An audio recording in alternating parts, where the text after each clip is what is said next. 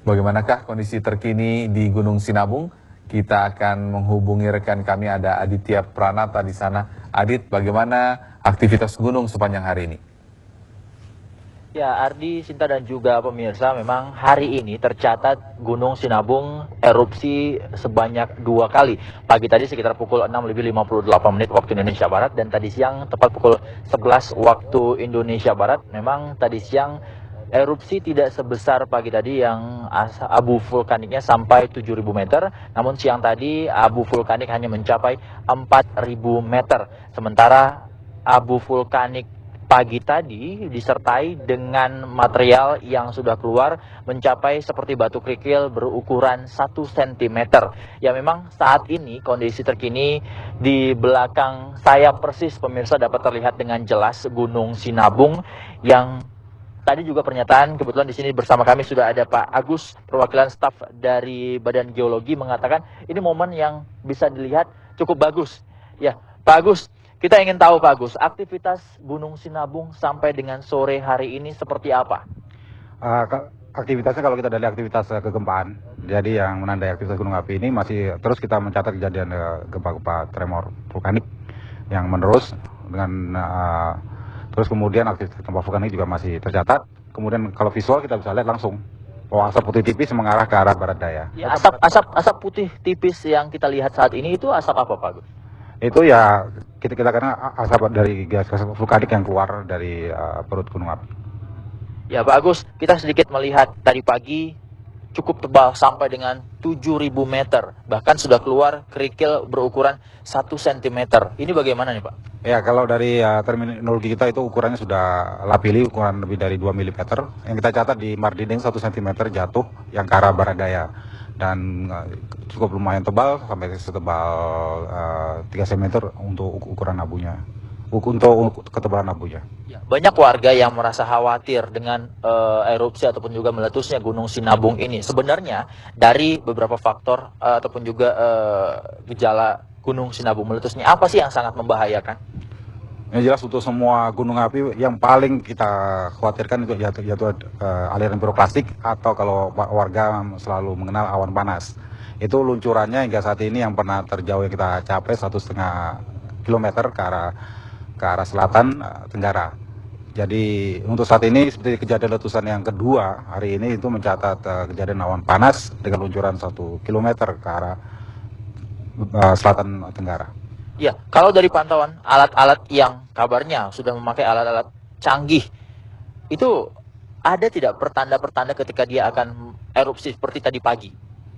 Yang jelas sekarang memang aktivitasnya sudah, dari aktivitas kemarin kita memang sudah mencatat aktivitas yang tinggi. Namun demikian erupsi yang lebih besar masih mungkin terjadi, namun semua itu tetap berdasarkan dari analisis dari data monitoring kita. Namun apapun juga, bahwa yang terpenting bahwa saat ini bahwa 3 km itu sudah steril, dan beberapa desa itu sudah, terutama yang ke arah tenggara itu sudah kita evakuasi. Pak, kita melihat beberapa gunung api yang aktif dan sudah meletus di Indonesia. Dibandingkan dengan ini, ada karakter yang berbeda tidak? Atau hampir sama semua gunung? Setiap gunung itu mempunyai karakternya masing-masing. Jadi ada macam-macam, ada tipe-tipe stromboli, itu lontaran lava pijar keluar seperti kembang api. Terus ada tipe vulkanian, jadi tergantung dari ketinggian dari kolom erupsinya. Terus ada juga yang menghasilkan lava seperti model Hawaii, atau juga model menghasilkan aliran plastik. Kalau Sinabung ini kira-kira bagaimana Pak? Sinabung itu yang sudah kita catat kemarin juga ada lontaran lava pijar. Kita juga mendapatkan abu vulkanik yang tinggi, sudah modelnya jadi dari strombolian, vulkanian, dan juga yang terpenting adalah awan panas atau aliran plastik. Itu yang potensi ancamannya yang paling tinggi.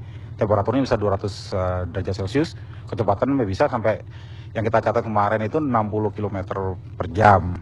60 km per jam, sangat cepat.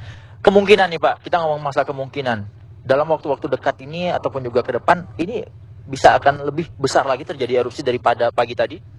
Kalau kita melihat eskalasi bahwa aktivitas erupsinya itu sudah lebih dari 45 kali. Nah, mungkin detailnya bisa kita lihat nanti. Tapi yang terpenting bahwa potensi awan panasnya itu sudah real.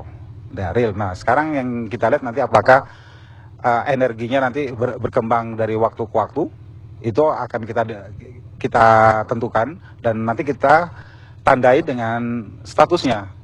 Ya, begitu status naik menjadi awas, mudah-mudahan tidak kita harapkan seperti itu. Berarti nanti akan ada potensi ancaman yang lebih luas gitu. Baik, terima kasih Pak Agus. Ya pemirsa, memang poin pentingnya awan panas hingga saat ini tercatat 1,5 km dan warga terdekat 2,8 bahkan sampai dengan radius 3 km dan juga 4 km sudah diungsikan ke 12 titik pengungsian di Kabupaten Tanah Karo dan saat ini jumlah pengungsi tercatat sebanyak 5.700 lebih jiwa yang sudah berada di tempat pengungsian dan memang bantuan sampai dengan saat ini terus berdatangan dari Medan maupun juga dari daerah-daerah lainnya yang ada di Sumatera Utara. Ya memang sampai dengan saat ini kepastian ataupun juga jumlah dari pengungsi sendiri bisa saja akan terus bertambah karena memang mengingat kepanikan pagi tadi dari warga bertambah satu desa lagi yaitu desa Gamber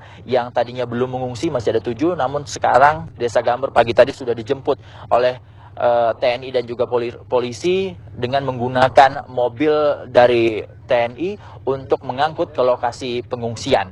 Kembali ke Jakarta, Ardi.